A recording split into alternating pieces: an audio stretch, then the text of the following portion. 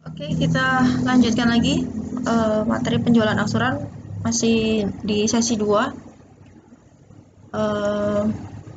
Kemarin sampai pencatatan realisasi laba kotor penjualan angsuran. Sekali lagi, untuk penjualan angsuran ada dua hal yang harus kita lakukan, harus kita catat di akhir periode. Yang pertama adalah mencatat laba kotor dari penjualan angsurannya atau pendapatan ditangguhkan.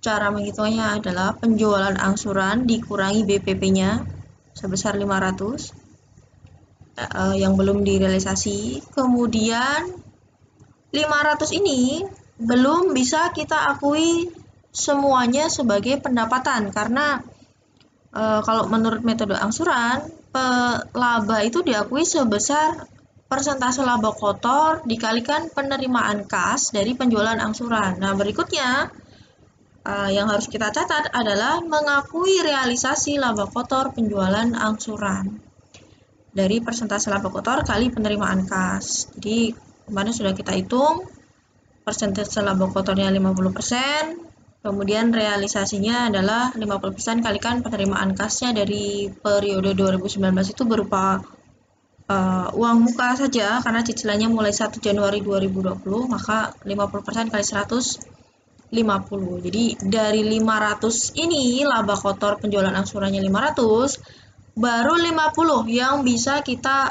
klaim, yang bisa kita akui sebagai pendapatan. Nah, jurnalnya di 31 Desember debit laba kotor penjualan angsuran belum direalisasi. Kalau tadi kita mengkredit yang belum direalisasi kita kredit, sekarang karena 50 sudah kita akui, yang laba kotor penjualan angsuran belum direalisasinya kita debit 50. Kreditnya adalah realisasi laba kotor penjualan angsuran 50. Oke, itu jurnal terkait dengan penjualan angsuran. Nah, sekarang kita masuk ke penyajian akun-akun yang terkait dengan penjualan angsuran. Yang pertama, kita lihat di laporan posisi keuangan dulu. Ada dua akun yang terkait dengan penjualan angsuran yang harus kita sajikan di laporan keuangan. Yang pertama adalah piutang penjualan angsurannya di sisi aset, karena ini piutang. Kita laporkan per 31 Desember itu piutang penjualan angsurannya berapa? Kita lihat dari transaksinya tadi. Atau kalau mau dibikin rekening T juga bisa. Misalkan piutang penjualan angsuran. Sini ya, piutang penjualan angsuran. Kita lihat tadi saldo awalnya dari transaksi 1 Desember debit 900. Kemudian habis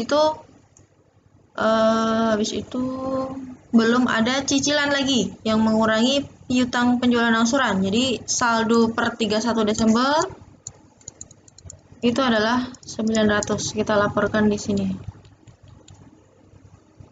900. Kemudian akun berikutnya adalah laba kotor penjualan angsuran belum direalisasi atau pendapatan yang ditangguhkan. Kita lihat, kita bikin akun T. Laba kotor penjualan angsuran belum direalisasi, saya singkat di sini. Saldo awalnya tadi dari transaksi 31 Desember kita mengkredit laba kotor penjualan angsuran belum direalisasinya 500.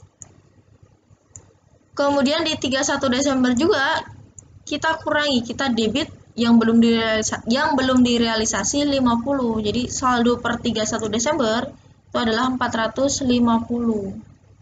Nih, angkanya dari sini. Dari sini.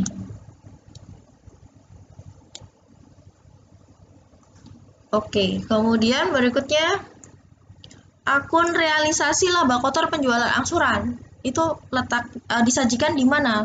Kalau realisasi laba kotor penjualan angsuran itu disajikan di laporan laba rugi. Kita lihat, karena realisasi laba kotor itu adalah pendapatan dari penjualan angsuran yang sudah boleh kita klaim atau kita akui sebagai pendapatan. Sekarang kita lihat.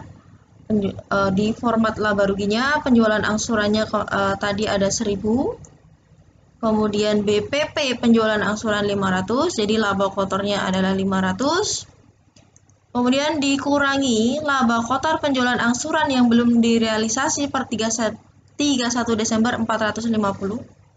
Tadi sudah kita hitung di sini. Jadi yang boleh kita akui di laporan laba rugi, labanya atau realisasi laba kotor penjualan angsurannya adalah 50. Oke. Itu untuk penyajian. Lanjut, sekarang